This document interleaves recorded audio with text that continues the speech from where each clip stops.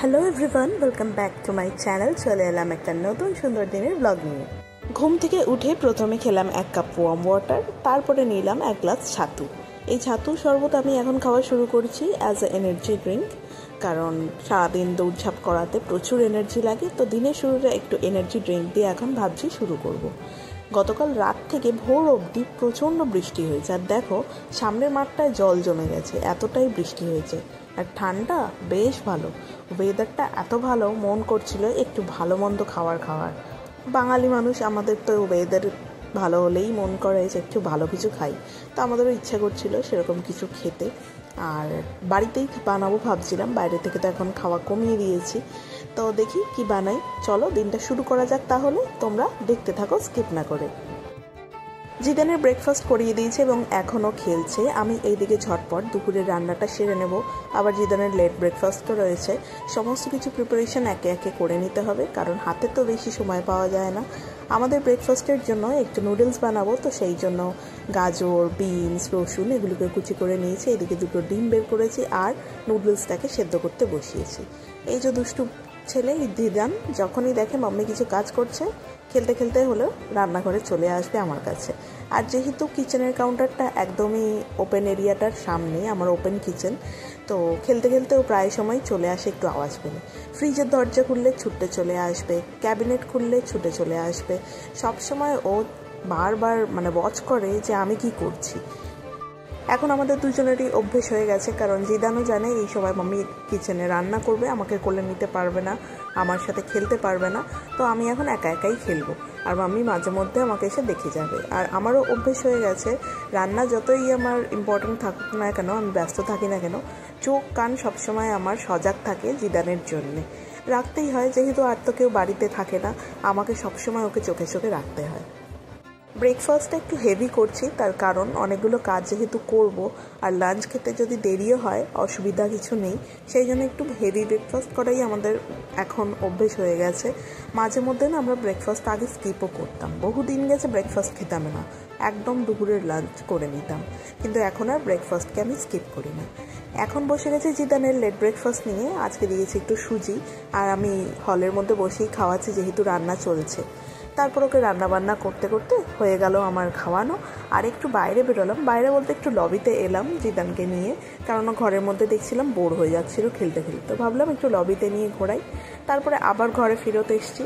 এখন জিদানের জন্য বানিয়ে নিয়েছি, দেখো পালং শাক, ডাল, বিনস, গাজর, আলু, রসুন, আদা এই সমস্ত কিছু দিয়ে একটা খিচুড়ি। খুব ভালো হয় কিন্তু এটা খেতে। আর আমাদের জন্য দুপুরে বানালাম দেখো এগ বিরিয়ানি। এটা ঠিক এগ বিরিয়ানি বলা যায় না, এটা দন্নে বিরিয়ানি। অ্যাকচুয়ালি ছোটো ছোটো চাল দিয়ে ব্যাঙ্গালোরে এক ধরনের বিরিয়ানি আমরা খেয়েছিলাম, তো সেটাই খেতে ইচ্ছে করেছিল বলে একদম হালকাভাবে ঘরোয়া স্টাইলে কুকারে আমি বসিয়ে দিয়েছিলাম। নর্মাল যে বিরিয়ানি মশলা থাকে সেগুলো দিয়ে পেঁয়াজ, আদা, রসুন, কাঁচা লঙ্কা এগুলো কষিয়ে তারপরে সেদ্ধ করা ডিম আর চাল দিয়ে বাস সেটাকে আমি 2টো সিটি দিয়েছিলাম। তৈরি হয়ে গেছিলো আমার এই দনে বিরিয়ানি। এটার সাথে আমি খাবো আজকে রায়তাটা বানিয়ে ফ্রিজে রেখে দিয়েছি, খাওয়ার সময় বের করব। এখন জিদানের খাওয়ার সময়, আজকে তাড়াতাড়ি যেহেতু হয়ে গেছে তাড়াতাড়ি খাইয়ে দেব ওকে। আমি একটু ডিম সেদ্ধ দিয়েছি এই খিচুড়ির মধ্যে প্রোটিন হিসাবে, আর পালং শাক তো খুব উপকার। খাওয়া দাওয়া সেরে আমরা ভাবলাম যে কাজ যেহেতু হয়ে গেছে, আর জিদান তখন ঘুমায় না দুপুরবেলায়, একদম বিকেলে গিয়ে সেই ঘুমাবে, তো ভাবলাম যে একটুখানি বাইরে যাই, ওকে নিয়ে ঘুরিয়ে আনি।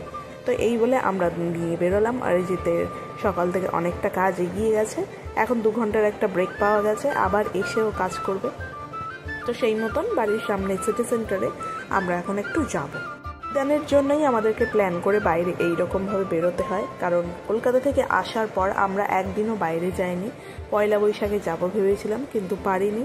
আর আজকে ভাবলাম যে না, আজকে একটু নিয়ে যাই, কারণ 2 উইকস অলমোস্ট হয়ে গেছে এতদিন টানা ও এই ঘরের মধ্যে রয়েছে। ঘরে ঠিক নয়, বাইরে তো নিশ্চয়ই বেরোয়, কিন্তু অতটাও চেঞ্জ হয় না। আর যেহেতু পুরোপুরি একা ওকে বড় করছি, এই চেঞ্জেসগুলো ওকে দিতে অবশ্যই হয় আমাদেরকে, আদারওয়াইজ যে ব্রেন ডেভেলপমেন্টের ব্যাপারটা থাকে সেটা কিন্তু একটু এফেক্ট করে। সেই মতন বাড়ির সামনে টোটো ধরে চলে এলাম সিটি সেন্টার মলে। দুপুরবেলায় কিন্তু মলে আজকে প্রচুর ভিড় ছিল, যেহেতু এখানে স্কুলের একটা ব্যাপার থাকে, তো স্কুল ফেরত প্রচুর স্টুডেন্টকে দেখলাম এসছে, এবং শুভ নববর্ষ যেহেতু সবে সবে গেছে, বেশ সুন্দরভাবে ডেকোরেশন করা ছিল। আর দেখো কি সুন্দর ঘোড়া, এই ঘোড়াগুলো না বাচ্চাগুলো চড়ছিল, দেখো সামনে এগোচ্ছি তোমরাও দেখতে পাবে।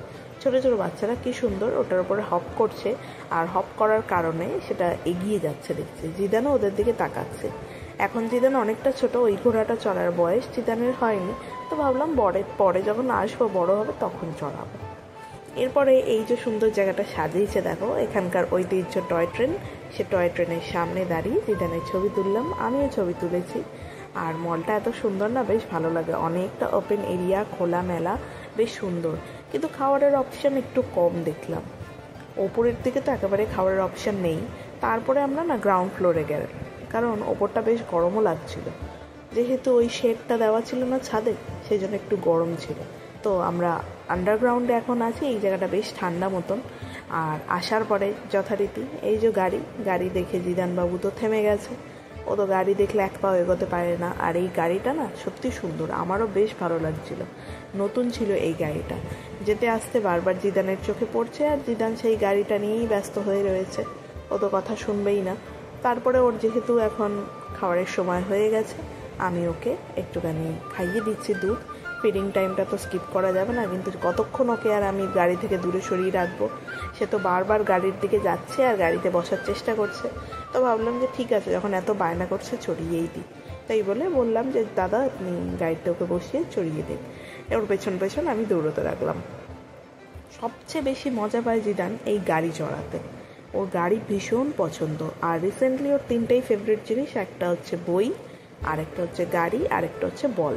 এই তিনটে জিনিস নিয়েই গোটা দিনটা কিন্তু ও কাটিয়ে দিতে পারে। এখানে এসছি যেহেতু গাড়িটা চড়াবো আমি জানতামই, ওই কারণেই আসা আর কি, একটু চেঞ্জ না দিলে হয়। কিন্তু গাড়ি থেকে তো জিদানবাবু কিছুতেই নামবে না।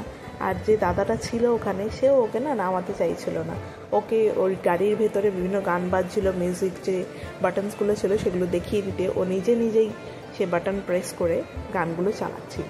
আর দেখো স্টিয়ারিংটা কি সুন্দর ঘোরাচ্ছে। ওকে আমি নামতে বলছি এবারে, কিছুতেই তো সে তো নামবে না, ওর খুব পছন্দ হয়েছে গাড়িটা। ওইখান থেকে নেমে আবার সে বাইকে উঠবে, তো বাইকে খানিকক্ষণ বসলো, ঠিক আছে বস, অনেকক্ষণ তুই বায়না করছিস যখন। তারপরে ওর মন যতক্ষণ না ভরলো ততক্ষণ অব্দি ও গাড়ি আর বাইকে বসেছিল। তারপরে ও নেমে এসছে, খুব একটা কান্নাকাটি করেনি। এখন আবার আমরা চলে এসেছি ফার্স্ট ফ্লোরে। এখানে ভিআর বক্সের মধ্যে যে মুভি দেখানো হয় সেইটা দেখে যে বাচ্চারা চেঁচামেচি করছে সেটা দেখছিল।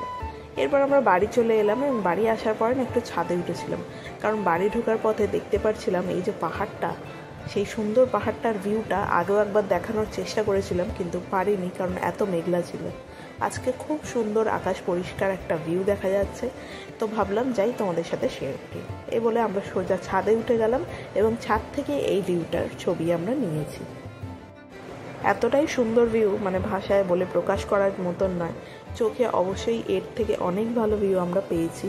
এরপরে হয়তো আরও সুন্দর সুন্দর ভিডিও আমি ছাদ থেকে তোমাদেরকে শেয়ার করব। সন্ধ্যেবেলায় আমি এসেছি নিচে একটুখানি ঘুরবো বলে, জিদানের স্ন্যাক্স খাওয়ানো হয়ে গেছে, তো ভাবলাম যাই একটু ওয়াক করে আসি, সুন্দর ওয়েদার আছে আজকে। জিদানকে নিয়েই আমি নিচে এসেছি। এরপর গিয়ে রান্নাবান্না করতে হবে। রাতের রান্নার জন্য আজকে বানিয়েছি পরোটা আর আলু ভাজা, আর জিদানের খাবারও একটু অন্যরকমভাবে করে নিয়েছি। এরপর আমরা খাওয়া দাওয়া সেরে নেব। তো আজকের দিনটা আমরা এরকমভাবেই কাটালাম। কেমন লাগলো কমেন্টে জানাতে ভুলো না। আমার চ্যানেলে নতুন হলে চ্যানেলটা সাবস্ক্রাইব করে দিও। দেখা হবে আগামীকাল নতুন ভিডিওতে। ততক্ষণ সকলে ভালো থাকবেন। Bye, take care, good night.